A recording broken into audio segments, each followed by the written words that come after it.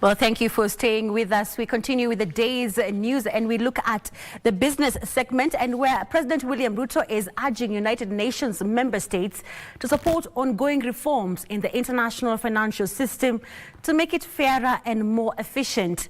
Speaking at the 4th International Conference on Financing for Development in Spain, Ruto said there is need for consensus on development-oriented sovereign debt framework where public debt becomes a tool for growth rather than a trap for debt distress. President William Ruto has called on United Nations members to support the outcome document of the 4th International Conference on Financing for Development being held in Seville, Spain. President Ruto said the document lays the groundwork for renewed commitment to multilateralism and equitable growth. It is imperative to have debt sustainability and credit assessments that are accurate, objective, and long-term oriented. The president called for consensus on international financial system reforms to make it fairer and more efficient.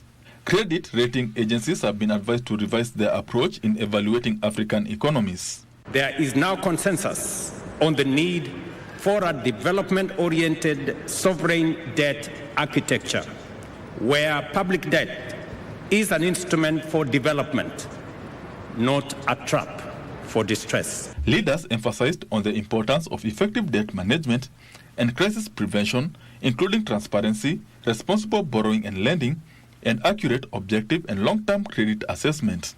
What we've tried to do over the last couple of years is respond with a set of reforms aimed at one simple goal. And this is the word that Bob used: be a better partner to our private sector and government clients. So, for example, we've cut project approval times by a third, from 19 to 13 months, with some projects now getting approved in under 30 days. These developing countries are walking a tightrope between defaulting on debts, defaulting on their efforts to achieve sustainable development, and defaulting on the promise to provide acceptable standards of living to their people. The consequences are serious. The president called for governance reforms of the International Monetary Fund to ensure easier access to precautionary instruments, lower lending rates, and improve utilization of special drawing rights. Benson Drioba reporting for Prime Edition.